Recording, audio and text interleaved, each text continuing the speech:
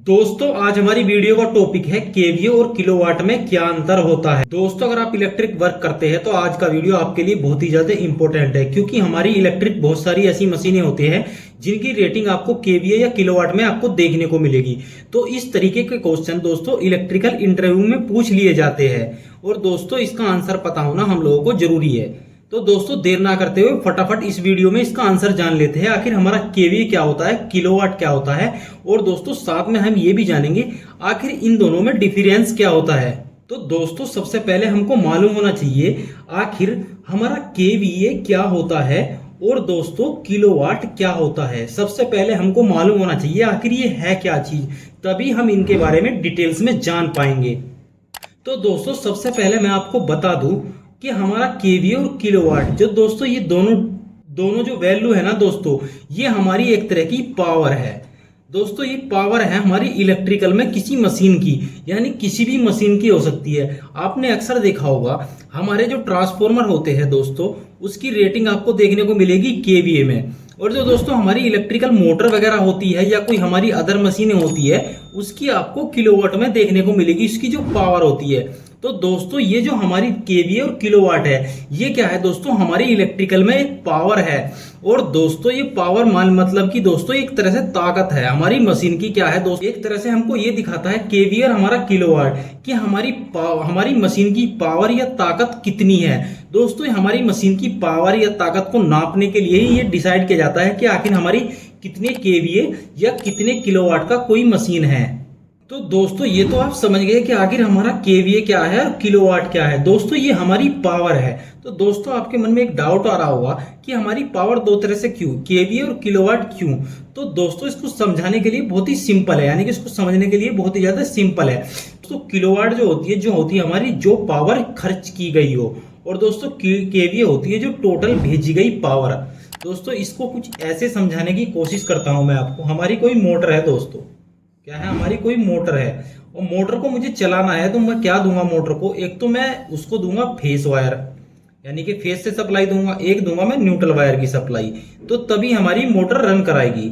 और दोस्तों ये तो आप जानते ही होंगे, जब हम किसी वायर से इलेक्ट्रिसिटी फ्लो कराते हैं या हम किसी भी डिवाइस को या किसी मशीन को, हम किसी को भी इलेक्ट्रिसिटी देते हैं यानी कि उसको पावर देते हैं, तो उसमें दो चीज जाती है, एक तो हमारे वोल्टेज जाते हैं और एक जाते हैं दोस्तों हमारे एम्पियर। ये तो आपको मालूम ही होगा दोस्तों, जब भी हम किसी डिवाइस को इलेक्ट्रिसिटी देते हैं तो उसमें वोल्टेज और एम्पियर दोनों जाते हैं। तो दोस्तों ये जो भेजी है हमने वी, वोल्टेज और एम्पियर, दोस्तों ये हुई हमारी टोटल पावर। यानी यहां से तो हम भेज रहे हैं, टोटल पावर हमने भेज दी, लेकिन वो डिपेंड करता है हमारे मोटर पर, हमारी मोटर कितनी पावर खर्च करेगी। और दोस्तों जो भी हमारी मोटर है वो जितनी भी पावर खर्च करेगी, जितनी भी पावर को खर्च करेगी, वो कहलाएगी दोस्तों हमारी रियल पावर। वो होती है क्या, रियल पावर, जिसको मैंने यहां पे डिफाइन भी किया है दोस्तों किलोवाट से। दोस्तों जो हमारी मोटर जितनी भी पावर खर्च करेगी वो होता है किलोवाट, और जो हमने टोटल भेजी है पावर तो वो होता है वोल्टेज एम्पियर। इसको हमने वोल्टेज इंटू एम्पियर लिखा है, और इसको हम ऐसे भी लिख सकते हैं, क्योंकि कुछ ना होने का मतलब इसमें वोल्टेज एम्पियर है, तो इसका मतलब ये आपस में एक दूसरे के मल्टीप्लाई में है। तो ये तो आप समझ गए, जो हमने टोटल पावर भेजी है वोल्टेज इंटू एम्पियर, वो ही हमारी क्या टोटल पावर हो गई। हमने यहाँ पे लिखा भी है दोस्तों, इसको लिख देता हूं मैं टोटल पावर। ये हमारी क्या होगी, टोटल पावर जो हमने भेजी और जो हमारे मोटर ने खर्च की दोस्तों किलोवाट। दोस्तों किलोवाट में क्या क्या चीज आ जाती है, दोस्तों किलोवाट में आ जाता है हमारा वोल्टेज आता है, इंटू एम्पियर आ जाता है, और इंटू इसमें आ जाता है क्या, हमारा पावर फैक्टर। तो दोस्तों ये सब मिलाकर क्या होते हैं, ये होते हैं किलोवाट, यानी कि ये सब मिलाकर वोल्टेज, एम्पियर और पावर फैक्टर, यानी कि जब ये तीनों मिल जाते हैं तब जो तीनों का मल्टीप्लाई आंसर आता है, यानी कि इन तीनों को जो गुना करने के बाद आएगा वो हमारा क्या आएगा, वाट में आएगा, और फिर इसको हम 1000 से भाग दे देंगे। अब इसको कुछ इस तरीके से समझिए, तो ये तो था दोस्तों ये वोल्टेज, एम्पियर और पावर फैक्टर, इन तीन को मिलाना पड़ेगा और साथ में हमको 1000 से भाग देना पड़ेगा, तो हमारी किलोवाट की पावर आएगी। इसको कुछ ऐसे मैं आपको समझाने की कोशिश करता हूं, इसको डिफाइन करने की कोशिश करता हूं जिस तरीके से मैंने केवीए को डिफाइन किया है, क्योंकि वोल्टेज और वोल्टेज और एम्पियर को तो मैंने आपको डिफाइन कर दिया, अच्छे से आप समझ गए होंगे दोस्तों। वोल्टेज होता है, वोल्टेज तो आप समझते हो, और एम्पियर भी, यानी कि जब हम किसी हमारे डिवाइस को इलेक्ट्रिसिटी देते हैं तो उस क्या देते हैं उसको, वोल्टेज इंटू एम्पियर, यानी कि वी आई दे रहे हैं उसको हम। तो दोस्तों जो किलोवाट होता है वो होती है रियल पावर, जितनी पावर हमारे कोई डिवाइस, कोई मशीन या कोई मोटर या कोई भी डिवाइस हो सकता है उसने खर्च की। तो किलोवाट में क्या क्या चीज ऐड होता है, जिस तरीके से केवीए में ऐड होती है दो चीज, वोल्टेज इंटू एम्पियर। इसी तरीके से जो किलोवाट होता है इसमें क्या होता है, इसको के को हटा देते हैं थोड़ी देर के लिए, क्योंकि जहां यहाँ पे हमने क्या है, इसमें के नहीं है। मैं ये भी समझाऊंगा आखिर मैं के को क्यों हटा रहा हूं, क्योंकि मैं आपको थोड़ा समझाने डिफाइन करने की कोशिश करता हूं आखिर किलोवाट किसको बोलते हैं। वोल्टेज इंटू एम्पियर इंटू क्या हो गया, पावर फैक्टर। तो दोस्तों ये जो तीनों मिलते हैं तो क्या बनाते हैं, वाट। अगर हमारा क्या है, किलोवाट, तो इसमें अगर हमको यहाँ पे के लगाना है ना दोस्तों, यहाँ पे के लगाना है डब्ल्यू के साथ में, तो हमको इस वैल्यू जो आएगा वैल्यू, इसको 1000 से भाग देनी पड़ेगी। क्या दोस्तों, इसको 1000 से भाग देनी पड़ेगी। क्यों हम यहाँ पे के लिखा तो यहाँ पे 1000 लिख लिया। जब दोस्तों जिस तरीके से हमारा केवीए में वी और आई होता है, यानी कि वोल्टेज इंटू एम्पियर, इसी तरीके से हमारा जो किलोवाट की वैल्यू होती है उसमें वोल्टेज भी होता है, उसमें एम्पियर भी होता है, और उसमें हमारा जो पावर फैक्टर को एक तरीके से हम देखेंगे इसमें लॉसेस की तरीके से, क्योंकि हमारा जो लॉसेस हो रही है, इलेक्ट्रिसिटी जो लॉस हो रही है दोस्तों, वो होता है हमारा पावर फैक्टर। क्योंकि जब हमारा मोटर रन करेगा तो उसमें कुछ लॉसेस भी होंगे, तो दोस्तों जो लॉसेस हो रहे हैं वो होता है पावर फैक्टर। क्योंकि लॉसेस मिलकर ही हमारा किलोवाट कंप्लीट होता है। तो दोस्तों ये तो आप समझ गए कि आखिर किलोवाट क्या होता है और केवीए क्या होता है। लेकिन आपके मन में एक डाउट आ रहा होगा दोस्तों कि आखिर वी आई, यानी कि हम बात कर रहे थे केवीए की, लेकिन यहाँ वी आई है दोस्तों। हाँ वी आई है, तो आई से होता है एम्पियर दोस्तों। जिस तरीके से हमारा केवीए होता है किलो वोल्ट एम्पियर, तो यहाँ क्या है, वोल्ट एम्पियर। किलो का मतलब होता है जब हमारी वैल्यू 1000 से ऊपर जाती है, 1000 से ऊपर वैल्यू चली जाती है, तो हम वहां पे के लगाना स्टार्ट कर देते हैं। तो इसको हम आई को ए भी लिख सकते हैं, क्योंकि आई का मतलब भी एम्पियर है और ए का मतलब भी एम्पियर है। तो इसीलिए मैं आपको ये बता रहा था तब से कि वी आई मतलब इसमें वोल्टेज इंटू एम्पियर। और दोस्तों जो के लगा है, ये के लगता है सिर्फ 1000 से ऊपर जैसे वैल्यू चली जाएगी तो यहाँ पे लग जाएगा के। ये समझ गए आप दोस्तों, ये के क्यों लगा है, के लगा है सिर्फ ये वैल्यू जब 1000 से ऊपर जाती है तब ये केवीए लगता है, के लगता है। नहीं तो ये वोल्टेज इंटू एम्पियर का जो गुना होता है वो कहलाता है हमारा वीए। और ये के कब लगता है, जब हमारी वैल्यू 1000 से ऊपर जाती है। इसी तरीके से दोस्तों जो हमारा किलोवाट है, यानी कि किलोवाट है, ये सिर्फ वाट है। जैसे ही वैल्यू 1000 से ऊपर जाती है, 1000 से ऊपर वैल्यू जाती है, तो वाट के साथ में के और जुड़ जाता है, तो ये हो जाता है पूरा मिला के दोस्तों किलोवाट। अगर 1000 से नीचे वैल्यू है, 1000 से क्या है, नीचे वैल्यू है हमारे वाट की, 1000 से नीचे वैल्यू है तो वो सिर्फ वाट कहलाएगा। और जब 1000 से ऊपर वैल्यू जाएगी दोस्तों तो ये हो जाएगा किलोवाट। अगर सपोज करो हमारा 1000 वाट है, क्या है, 1000 वाट है, के को भूल जाओ। अब 1000 वाट है तो इसको मैं किलोवाट क्या बुलाऊंगा, सिर्फ 1 किलोवाट। किलोवाट बराबर क्या हुआ, 1। अगर मैं इधर के लगाऊंगा तो मेरे को ये 1000 हटाना पड़ेगा।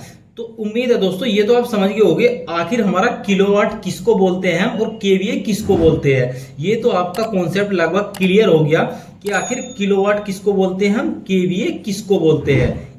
तो दोस्तों आपके मन में एक सवाल आ रहा होगा, आखिर हमारी कुछ डिवाइस की रेटिंग केवीए में क्यों होती है, कुछ डिवाइस की रेटिंग यानी कि कुछ मशीनों की रेटिंग किलोवाट में क्यों होती है। ऐसा क्यों नहीं होता, या तो सारे डिवाइस जो सारी मशीनें हमारी इलेक्ट्रिकल मशीनें हैं, या तो उन सब मशीनों की रेटिंग या तो हमारी केवीए में हो या हमारी किलोवाट में हो। तो ऐसा क्यों नहीं होता कि इन दोनों की रेटिंग एक ही चीज में क्यों नहीं होती, अलग अलग क्यों होती है। तो दोस्तों इसका आंसर भी बहुत ही ज्यादा सिंपल सा है। दोस्तों जो भी हमारी मशीनें हैं, जो भी हमारी इलेक्ट्रिकल मशीन है, जो हमको आउटपुट में इलेक्ट्रिकल एनर्जी देती है, यानी कि इलेक्ट्रिकल एनर्जी देती है, उन सब मशीनों की जो रेटिंग होती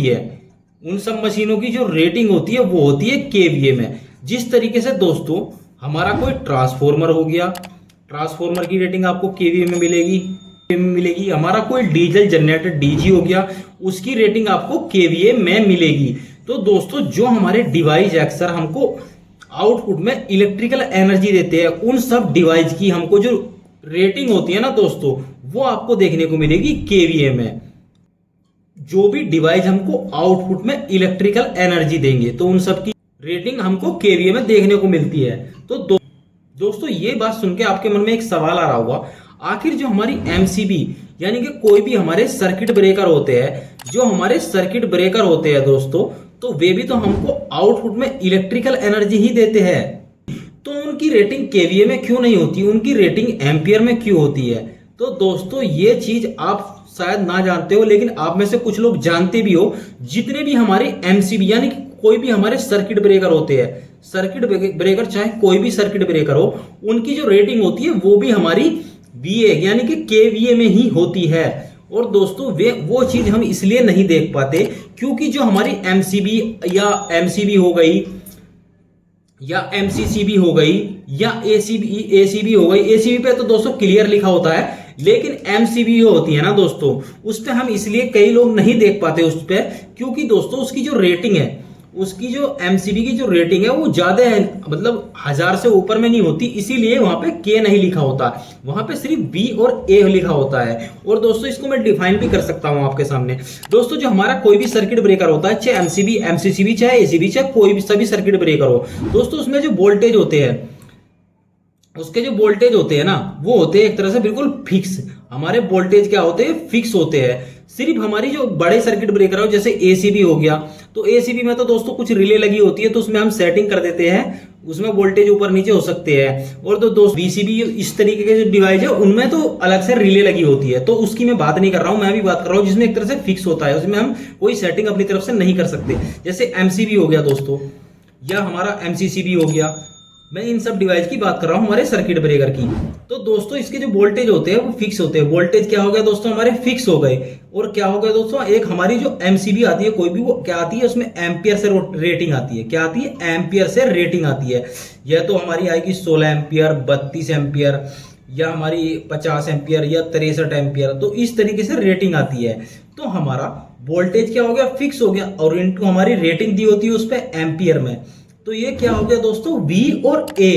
क्यों हो गया VA हो गया दोस्तों, क्यों हो गया VA दोस्तों, VA इसलिए हो गया, ये KVA हो सकता था अगर हमारी रेटिंग 1000 से ऊपर जाएगी तब। और हमारी जो रेटिंग होती है एमसीबी और एमसीसीबी की, वो 1000 से ऊपर नहीं जाती है, सिर्फ एमसीसीबी की 1000 से ऊपर जाती है। तो एमसीसीबी आप अक्सर लिखा हुआ देखोगे, इस पे केवीए आपको देखने को मिलेगा। एमसीसीबी जो होती है उस पर आपको केवीए देखने को मिलेगा कि हमारी एमसीसीबी जो है वो कितने केवीए की है। और सिर्फ एमसीबी जो है उस पर VA होगा, यानी कि वोल्टेज तो फिक्स रहेंगे और साथ में एम्पियर रहेंगे। तो ये हो गया VA। तो दोस्तों ये तो आप समझ गए कि आखिर हमारी केवीए की जो रेटिंग होती है वो किन मशीनों की होती है। सिर्फ उन मशीनों की या उन डिवाइस की होती है जो हमको आउटपुट में इलेक्ट्रिकल एनर्जी देते हैं। तो ये कॉन्सेप्ट तो हमारा केवीए का तो क्लियर हो गया।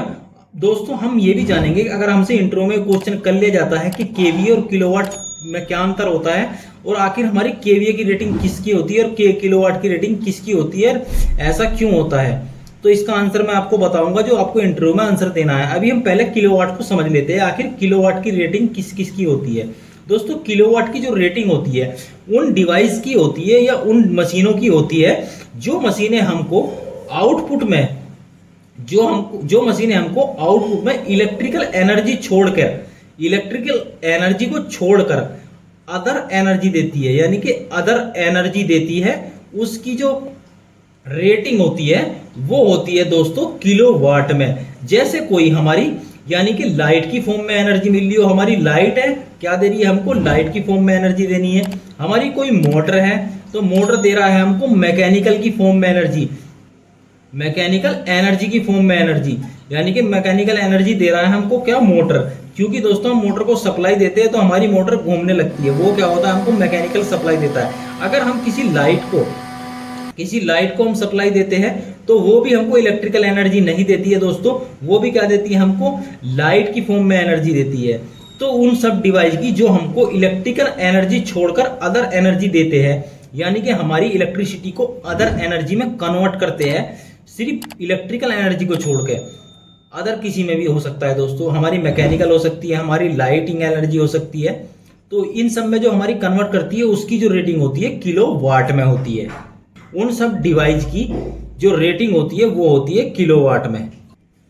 दोस्तों अगर आपसे इलेक्ट्रिकल इंटरव्यू में पूछ लिया जाए कि आखिर केवीए में क्यों होती है रेटिंग, तो आपको सिंपल सा आंसर देना है, जो मशीन हमको आउटपुट में इलेक्ट्रिकल एनर्जी देते हैं, मतलब कि हम किसी मशीन को इनपुट में इलेक्ट्रिकल एनर्जी दे और वो मशीन हमको आउटपुट में इलेक्ट्रिकल एनर्जी दे, उसकी रेटिंग केवीए में होती है हमेशा। दोस्तों आपके मन में एक सवाल आ रहा होगा कि ऐसा क्यों होता है, क्यों मतलब क्यों जरूरी है ये। दोस्तों इसका आंसर भी मैं आपको बता देता हूँ। ये भी आपसे पूछा जाता है आखिर क्यों होती है। चलो होती है, केवीए में किन डिवाइस की होती है वो डिवाइस तो समझ गए हम, लेकिन क्यों होती है। दोस्तों इसका सिंपल सा आंसर है, हमारा कोई भी मशीन दोस्तों, जैसे कि ट्रांसफॉर्मर हो गया, ट्रांसफॉर्मर की रेटिंग आपको केवीए में देखने को मिलेगी, या हमारा कोई डीजी हो गया। दोस्तों जिस टाइम हम इन डीजी ट्रांसफॉर्मर को डिजाइन करते हैं, तो उस टाइम हमको नहीं मालूम होता है कि हम किस प्रकार का लोड अपने इन डिवाइस पर कनेक्ट करने वाले हैं, यानी कि हम किस तरह का लोड कनेक्ट करने वाले हैं। क्योंकि दोस्तों हमारे बहुत टाइप्स के मैनी टाइप्स लोड होते हैं, और मैनी टाइप्स के लोड तो होते हैं दोस्तों, इन सभी लोड के अलग अलग लॉसेस होते हैं। सब अलग लोड के अलग अलग लॉसेस होते हैं, किसी में ज्यादा लॉसेस होता है, किसी में कम लॉसेस होता है, किसी में लॉसेस नहीं होता है। तो दोस्तों इसी चीज को ध्यान में रखते हुए हमारे जो डीजी ट्रांसफॉर्मर या कोई भी ऐसा डिवाइस जो हमको आउटपुट में इलेक्ट्रिकल एनर्जी दे रहा हो, उसको हमेशा इस तरीके से डिजाइन किया जाता है। उसकी रेटिंग इसलिए केवीए में रखी जाती है क्योंकि जो हमारे लॉसेस हो गए ना दोस्तों, वो डिपेंड करेंगे हमारे लोड पर। तो हमको लोड का नहीं मालूम होता पहले से, तो इसीलिए इसकी रेटिंग जो दी जाती है वो दी जाती है केवीए में। तो ये तो क्लियर हो गया दोस्तों, क्योंकि हमारे डिफरेंट डिफरेंट टाइप के लोड हो गए। जैसे हमारा एक तो होता है हमारा रजिस्टिव टाइप का लोड, एक होता है दोस्तों हमारा इंडक्टिव टाइप का लोड। इंडक्टिव टाइप का लोड यानी कि दो लोड होते हैं हमारे पास जो प्रॉपर होते हैं, और तीसरा जो लोड होता है वो होता है कैपेसिटिव। तो कैपेसिटिव लोड कोई होता नहीं है, इसको हम बनाते हैं कैपेसिटर बैंक लगाकर, वरना ये प्रॉपर कोई लोड नहीं होता, इसको तो हमको बनाना पड़ता है। और रजिस्टिव और इंडक्टिव लोड होते हैं जो होते हैं हमारे प्रॉपर, और रजिस्टिव मुख्य 3 टाइप के लोड होते हैं, और सबसे ज्यादा जो लॉसेस होते हैं वो हमारे इंडक्टिव लोड में होते हैं। तो इसी कारण हम अपने जो ट्रांसफॉर्मर की रेटिंग या डीजी की रेटिंग या कोई भी ऐसा डिवाइस जो हमको आउटपुट में इलेक्ट्रिकल एनर्जी दे रहा है, उसकी रेटिंग केवीए में रखी जाती है, इस सब को ध्यान में रखते हुए।